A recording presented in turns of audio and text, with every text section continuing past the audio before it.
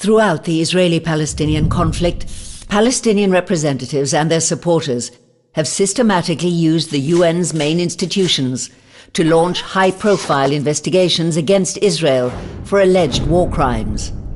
However, these charges have been proven time and again to be false. Example number 1.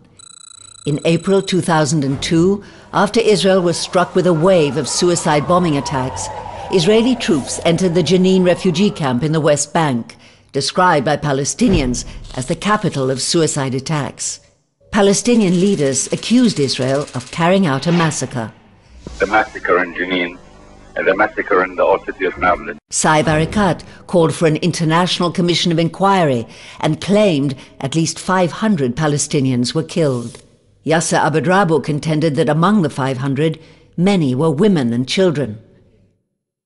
The UN took the Palestinian leaders at their word. Secretary-General Kofi Annan spoke about grave violations by the IDF and dispatched UN investigators. Yet, after the damage caused to Israel's reputation, the UN investigation concluded that the accusations were false. There was never a massacre in Jenin. Example number 2. In December 2008, after constant Palestinian rocket fire on Israel, the Israel Defense Forces entered Gaza in an attempt to protect its southern cities. Palestinians accused Israel of deliberately targeting civilians. A fact-finding team appointed by the UN Human Rights Council and headed by Justice Richard Goldstone initially accepted the Palestinian accusations. However, Justice Goldstone later retracted the main claim against Israel. Example number 3. In May 2010, the Israeli Navy stopped a flotilla of 6 ships on their way to Gaza.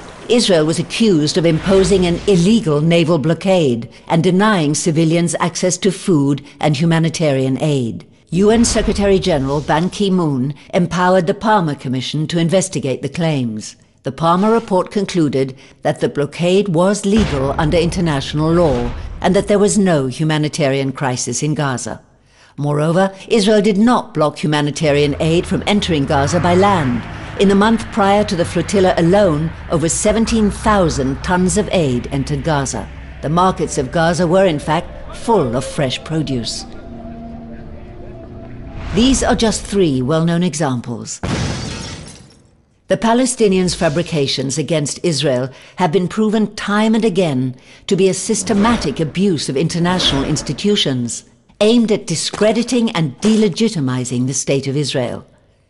However, hijacking the agenda of the United Nations by Palestinians comes with a price. As early as November 2006, the UN Secretary-General Kofi Annan criticized the UN Human Rights Council. Since the beginning of their work, they have focused almost entirely on Israel, and there are other crisis situations like Sudan, where they have not been able to say a word.